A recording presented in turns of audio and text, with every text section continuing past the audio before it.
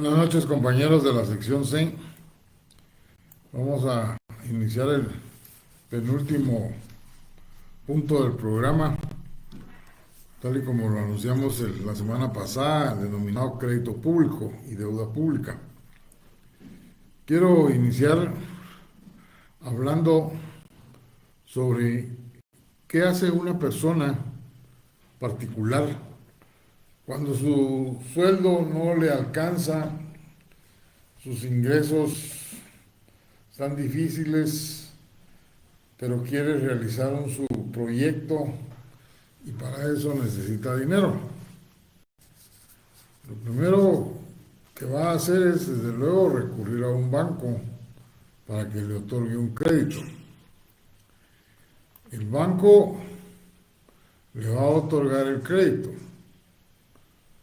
pero previo de eso hace un análisis de la clase de persona que es, cuál es su condición económica, su núcleo familiar, etcétera. Derivado de ese análisis, pues dice que no puede acceder a otorgarle un crédito fiduciario, pero que sí le puede otorgar un crédito hipotecario. Y este lo acepta, hipoteca su casa y se hace la escritura de mutuo, que por cierto ahora ya no dejan los bancos que lo hagan los notarios particulares. Y si aún así insiste el que ha solicitado el crédito, cuando pide la minuta para que la autoricen, esa minuta tiene un precio, 500 quetzales. O sea, le sale más caro al cliente con ir a buscar un notario afuera. Una actividad más que ya no la podemos hacer. ¿Qué les quiero decir con esto? Que los particulares, personas individuales o jurídicas, pueden solicitar créditos a los bancos y estos van a pedir que les garanticen que van a cumplir con la obligación, ya sea otorgándoles un crédito fiduciario donde tendrán que presentar a un fiador, o un crédito hipotecario o prendario. Y esa es la garantía del banco para asegurar su dinero. Pero esto sucede en el caso de las economías privadas. Muy diferente es hablar del crédito público, que por su nombre público se refiere al gobierno. Los estados no van a un banco privado a solicitar un crédito y que estos le exijan la prestación de una garantía.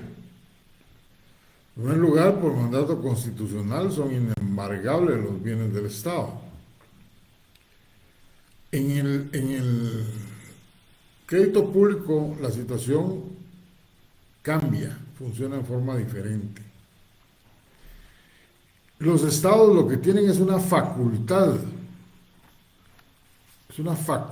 la que tienen para solicitar crédito a otros estados o instituciones internacionales que su actividad es otorgar préstamos.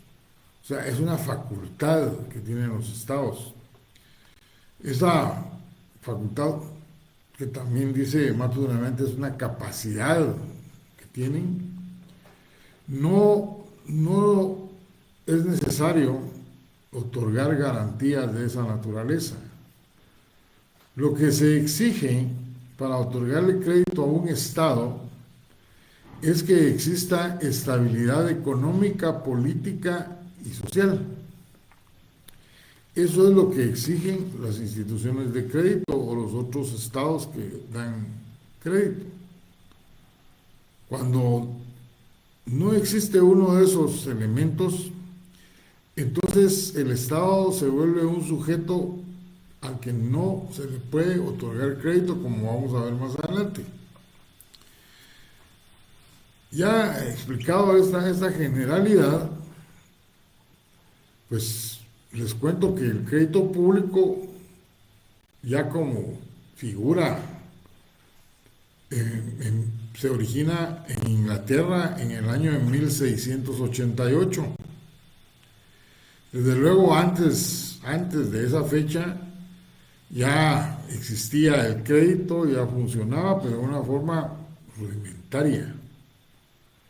Cuando surge esta figura en Inglaterra, los detractores de esta nueva herramienta, pues dicen con sentido totalmente pesimista que es una mala actividad que van a realizar los estados y que en el futuro les va a provocar muchos problemas, incluso catastróficos. Y algo de eso se cumplió ya en un país, como se los voy a contar más adelante. Desde luego, uno de los periodos en que más relevancia tuvo el crédito fue en la tercera década del siglo pasado, en los años 30, cuando se dio la famosa depresión. Se recuerda que hablábamos de eso en Estados Unidos también. Muchos países tuvieron que hacer uso del crédito para poder solventar sus inconvenientes económicos y financieros. Y el segundo momento culminante del crédito público fue cuando concluyó la Segunda Guerra Mundial. Surge el Banco Mundial, entre otras instituciones, y este banco que se creó con la aportación de varios países, entonces empieza a otorgar créditos a muchos de los países europeos para poder edificar nuevamente, reconstruir todo lo que la guerra destruyó en concepto de infraestructura. Y definitivamente después de esos dos momentos, el crédito público se ha convertido en una actividad constante por parte de los países. Sin embargo, hay una gran discusión si el crédito público es un recurso o, como dicen otros autores, es una herramienta. Los que dicen que es un recurso, pues sencillamente se basan en que pueden obtener dinero y con eso atender las necesidades o los proyectos que desean desarrollar. Sin embargo, los que sustentan que es una herramienta, y lo cual yo estoy de acuerdo, es por el hecho de que no son verdaderos recursos. Un recurso es aquello que ingresa a las cajas del Estado, al fondo común del Estado, y que éste lo va a utilizar en la forma que considere más conveniente, de acuerdo a sus políticas, a sus fines, a sus propósitos. El crédito público es un dinero del cual se agencia el Estado para atender determinado proyecto que ha quedado establecido en el contrato que se firma, y además lo debe devolver en un plazo determinado y pagar también los respectivos intereses. ¿Y con qué se paga ese crédito y esos intereses? Pues sencillamente se paga con dinero provenientes de los impuestos que paga la población. ¿Se recuerdan que estábamos hablando la semana pasada de esa ampliación presupuestaria que está pidiendo el Ejecutivo y que ya dijeron que lo van a plantear en agosto cuando regresen de las vacaciones los diputados por el arduo trabajo que han desarrollado? Y dentro de los rubros que van a pedir esa ampliación de presupuesto es salud, educación, mencionan otros, pero también dice para atender la deuda pública. O sea, ¿con qué se está cubriendo esa deuda pública? Con los impuestos que está pagando el pueblo de Guatemala. Y entonces, ¿es un recurso o son dineros que el Estado obtiene para poder paliar su crisis o para poder realizar proyectos? Recuerden ustedes que Héctor Villegas dijo en su obra que el crédito público es un recurso de carácter extraordinario y que debe de ser utilizado para la inversión, o sea, para realizar proyectos de desarrollo que una vez concluidos le van a generar recursos para pagar la deuda que ha surgido y posteriormente para generar recursos al Estado, independientemente de la obra que es parte de la riqueza nacional. Pues esa es la situación del crédito. Guatemala tiene un gran problema, que se ha estado contratando crédito para pagar crédito que ya no se ha podido prorrogar o para pagar intereses.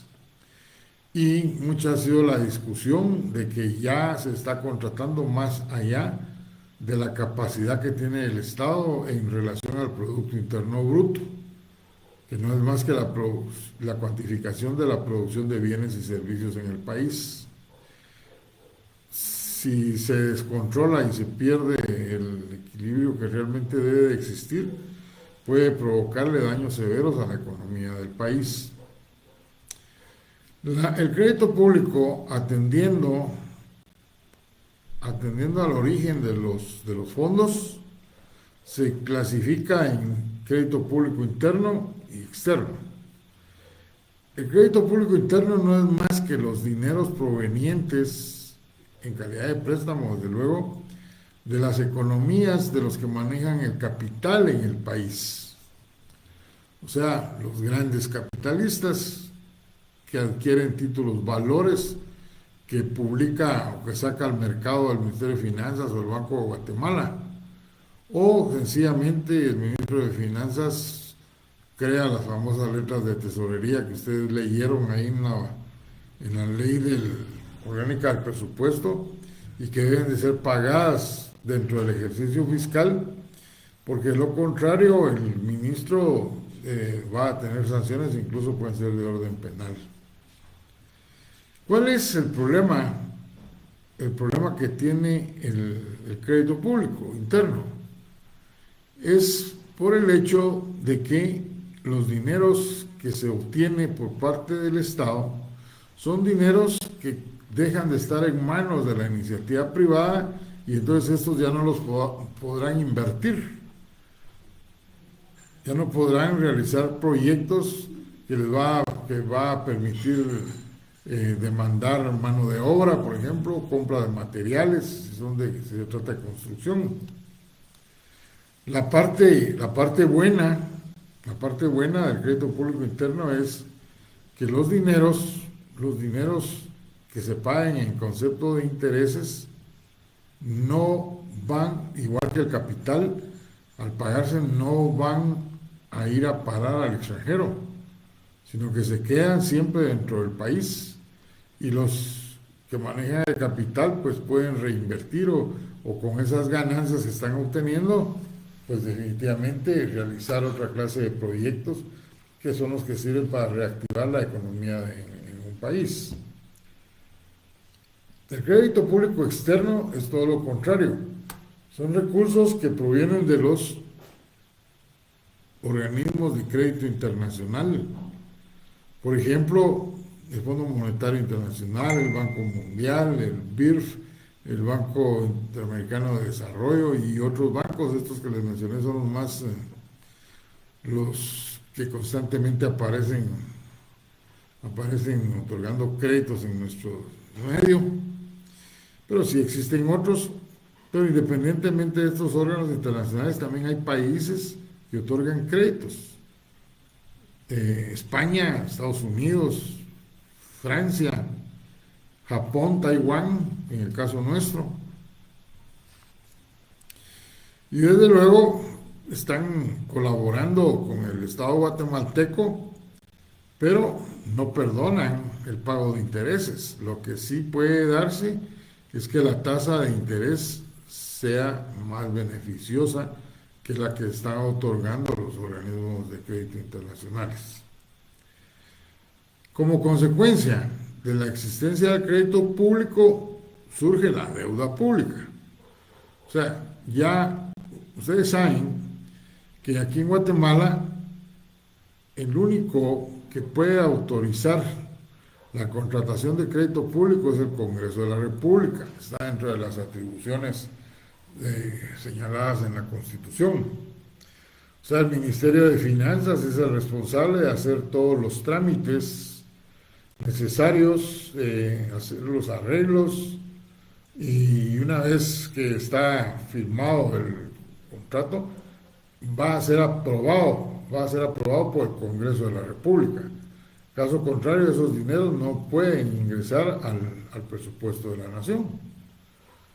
Y ahí encontramos entonces la participación tanto del Ejecutivo como del Congreso.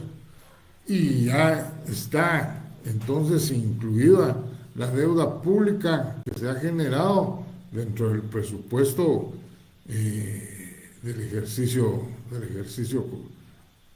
del año que está corriendo. Ese es uno de los problemas del presupuesto 2023 que está vigente en Guatemala, en nuestro país, porque ya no funcionó el del CREA para el 2024, que las cifras no coinciden con la de 2023, que está vigente porque ya mucho crédito ha sido pagado y se ha contratado nuevo o está por contratarse.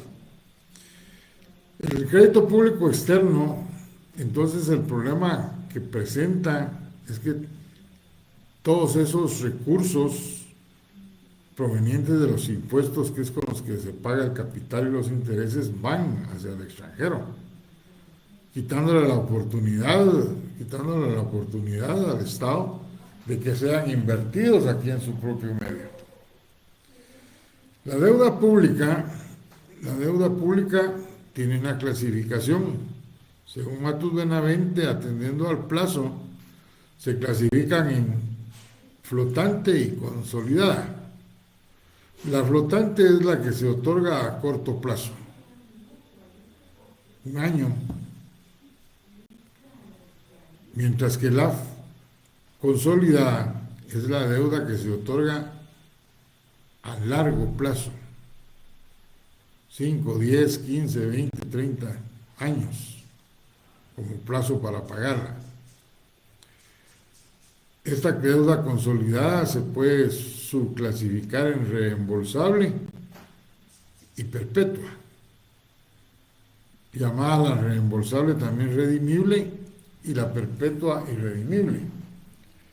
¿En qué consiste la deuda consolidada flotante? La deuda consolidada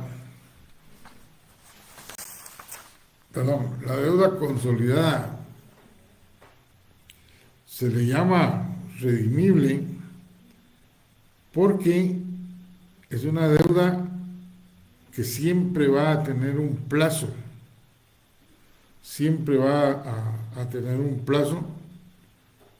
y por eso se le llama consolidada reembolsable,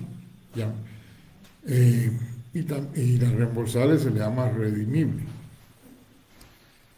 La flotante, que es la que dijimos que es a corto plazo, esta deuda consolidada se subclasifica también en perpetua.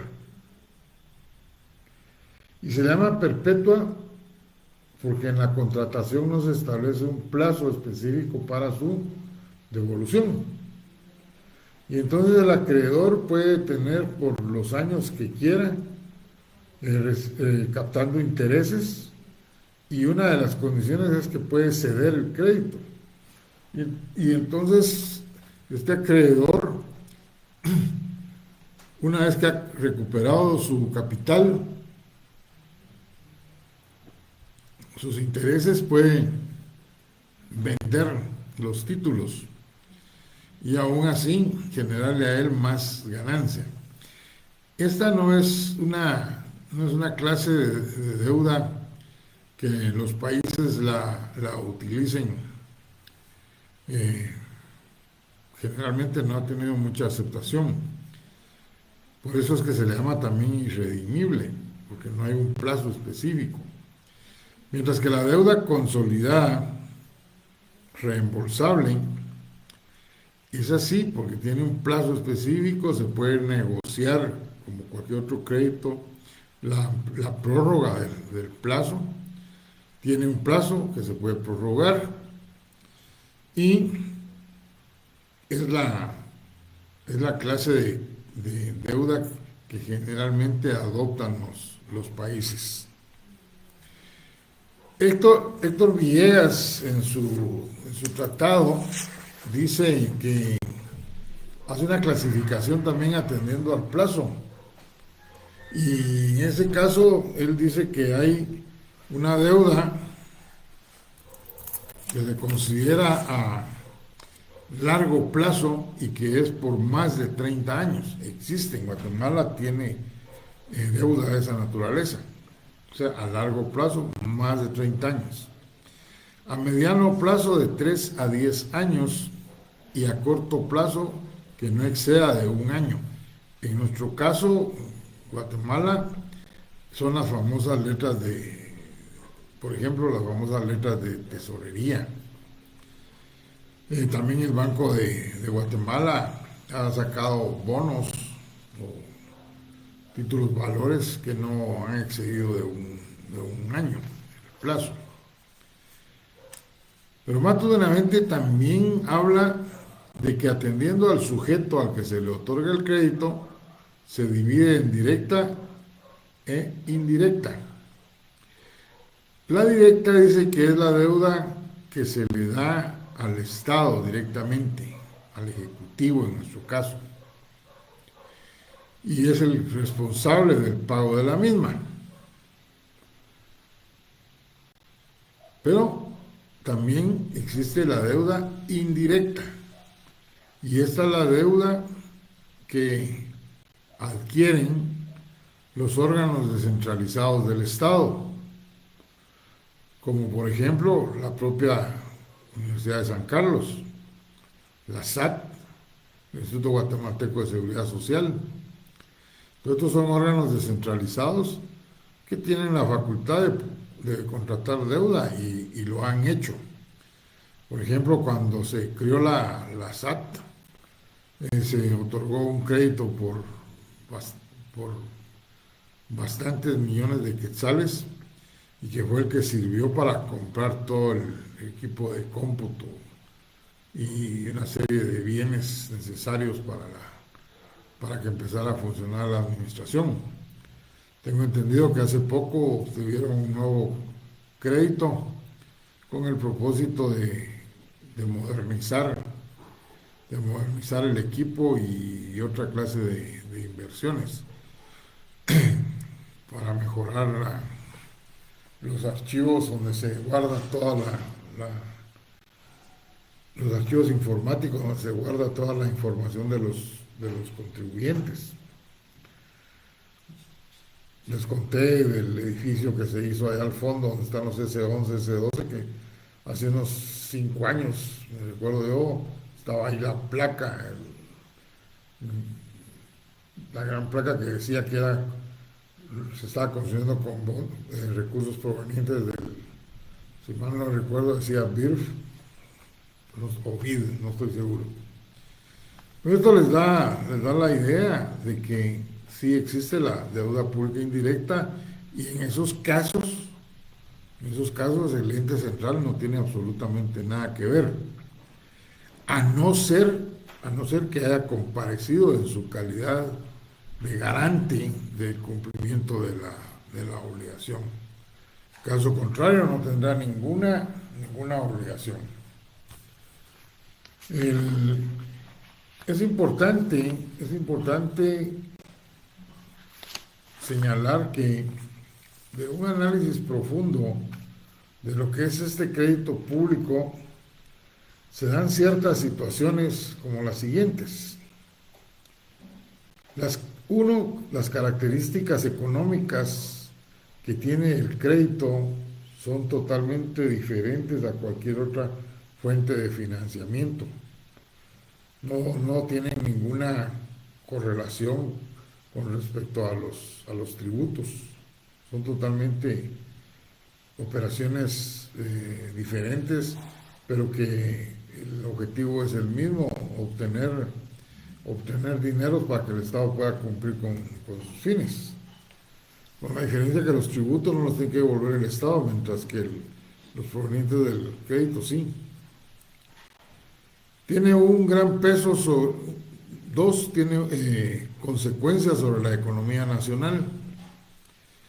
Y la razón es que si no se sabe controlar, pues puede producir inflación, independientemente de que si no tiene la capacidad para pagarse, el Estado va a pretender crear nuevos impuestos o aumentar las tasas impositivas. Esto ya les puedo mencionar dos casos en nuestra historia. Cuando se dio el golpe de Estado y que no pudo tomar el poder General Guevara, sencillamente ya estábamos en medio del conflicto armado, y entonces después del golpe de Estado se mandó a llamar a Ríos Montt, que estaba en el extranjero, para que formara parte del triunvirato. En el camino desaparecieron los otros dos y se quedó él solo como gobernante, y él fue el que tuvo que enfrentar el problema que le planteó el Banco Mundial y el Fondo Monetario.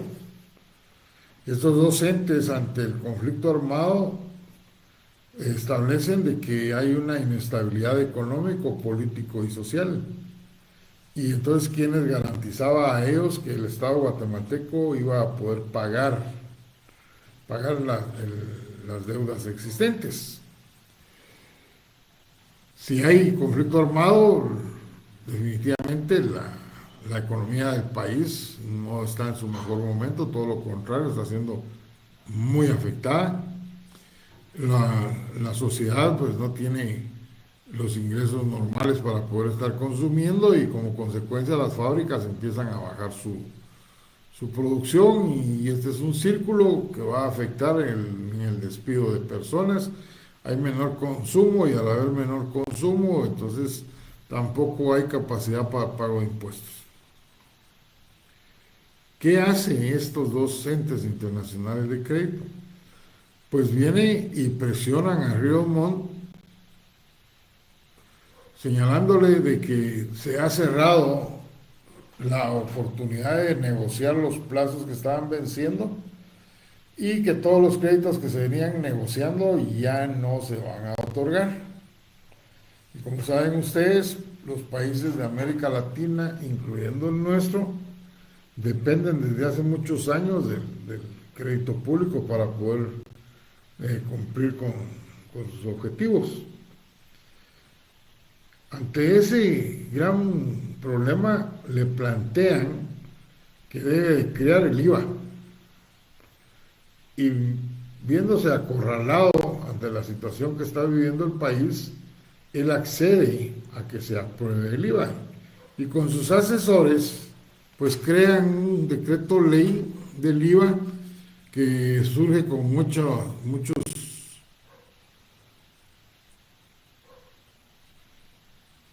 lagunas, mucha deficiencia, y cualquier otra ley del IVA de los países que ya lo tienen, pues gravan los bienes muebles e inmuebles. Y en ese decreto ley, por error, solo pusieron que se estaban gravando la compraventa de bienes muebles. En ese ínterin, los notarios siguieron presentando al registro de la propiedad sus compraventas, y el registro de la propiedad quiso aplicar, suspendiendo esos instrumentos, el reglamento que crearon y un reglamento en el cual ampliaba que las compraventas de bienes muebles e inmuebles estaban sujetas a este nuevo impuesto. Todos sabemos, no había ninguna corte de constitucionalidad, pero ante todas las manifestaciones de que el reglamento no podía ser superior a la ley, tuvieron que dar marcha atrás. Varios días se quedó sin actividad registral Guatemala, afectando el sistema bancario con lo que son los créditos hipotecarios y prendarios, pero al final tuvieron que operarlos. Y como consecuencia se le hizo la primera modificación a ese decreto ley, incluyendo dentro del hecho generador la compraventa de bienes muebles e inmuebles. Ahí tienen ustedes el primer caso en que estos entes internacionales de crédito presionan al Estado para que garanticen el pago de estos créditos. O sea, son consecuencias sobre la economía nacional por el hecho de que hubo que modificar una serie de actividades para ponerlo en marcha. Es un peso sobre su economía porque desde luego parte de los dineros que está obteniendo el Estado en la recaudación de tributos le son trasladados a estos entes para el pago del capital más los intereses correspondientes. Y otro elemento es el peso que cae sobre la población. ¿Por qué? El caso que les mencioné de Río Montt, se crea un nuevo impuesto y el que lo está pagando a la fecha es la sociedad, la población. Otro caso que se me está olvidando contarles es en el tiempo del presidente Berger. Él prometió en toda su campaña política que no iba a aumentar los impuestos, porque lo estaban tratando de desacreditar diciendo de que él iba a crear más impuestos, iba a subir el IVA, etc. Él lo prometió y sin embargo, por la misma situación que se estaba viviendo, recibió la visita por primera vez del presidente del Banco Mundial y del Fondo Monetario Internacional, exigiéndole de que subiera la tasa del IVA al 15%. Y él se mantuvo ante esas presiones, no accedió. Lo que sí prometió fue que iba a tratar de cerrar el chorro de la evasión tributaria. Así fue como surgió la famosa ley antievasión, que legalmente se denomina Ley de Fortalecimiento de la Administración Tributaria, y que ustedes van a tener la oportunidad de conocerla el semestre que viene. Entonces, ahí tenemos estas cuatro situaciones que surgen del análisis de eso del crédito público. Sus características económicas, las consecuencias sobre la economía nacional, el peso sobre la economía, el peso sobre la población. Bueno, dicho esto, les cuento el caso de cómo se cumplieron esa profecía de aquellos sujetos pesimistas cuando empezó a funcionar por primera vez el crédito público. Y este es el caso de Argentina.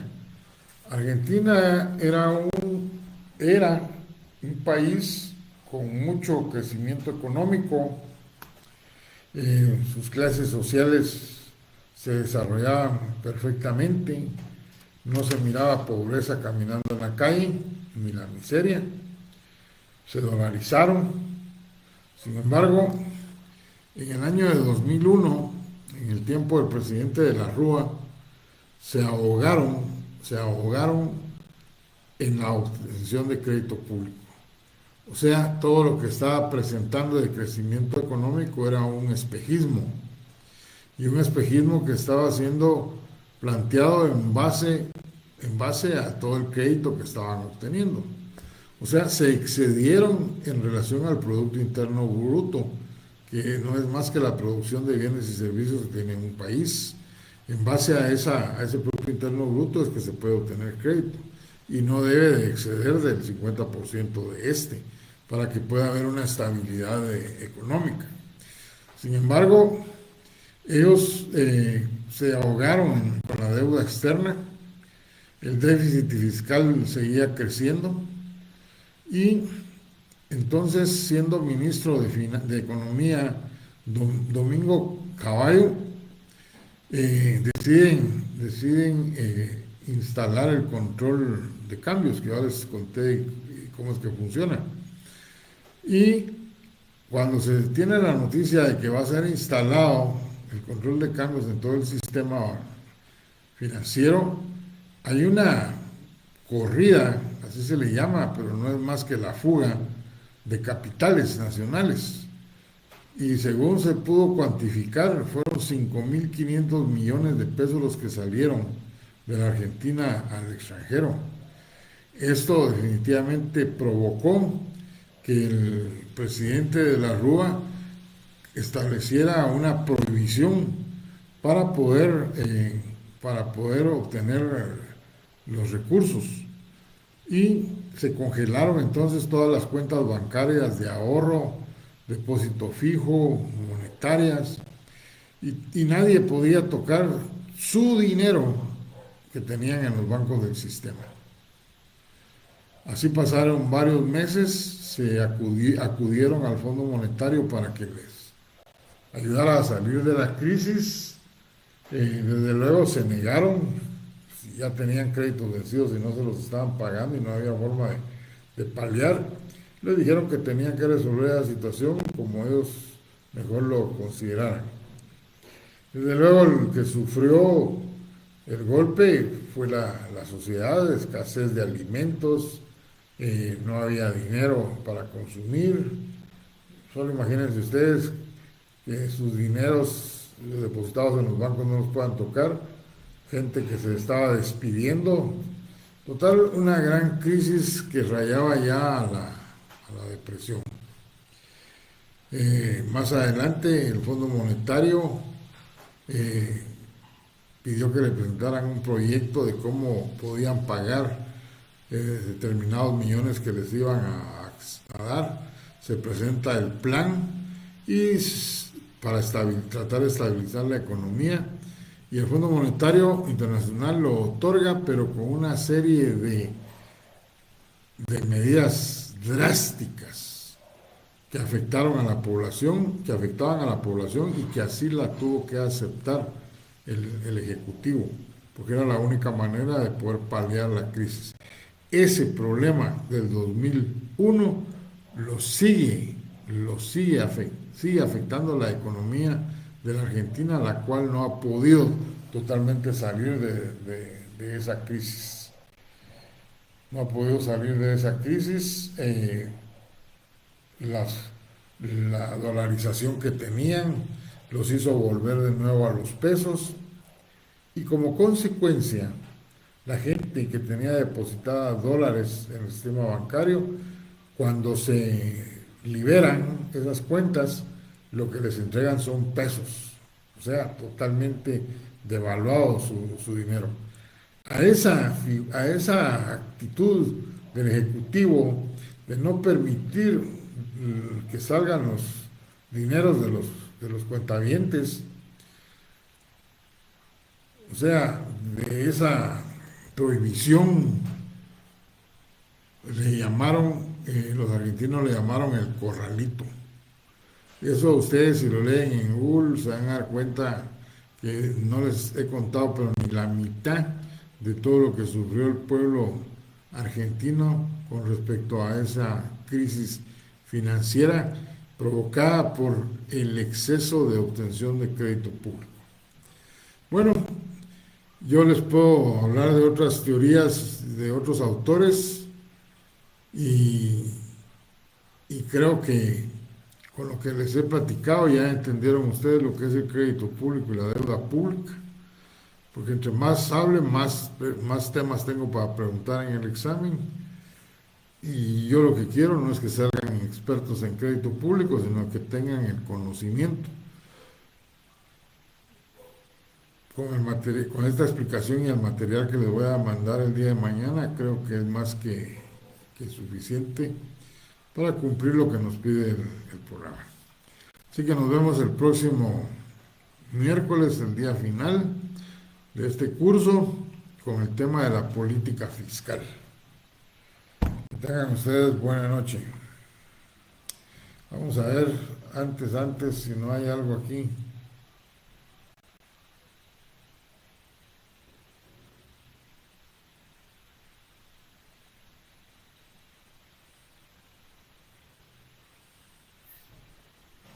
La pregunta es de los compañeros del extraordinario que no se presentaron el día que se tenía que realizar. No, todavía no me he comunicado. Ténganme paciencia que ahorita estoy tratando de terminar con la calificación para poder dárselas en el transcurso de esta semana. Bueno, que tengan buena noche. Hasta el próximo día.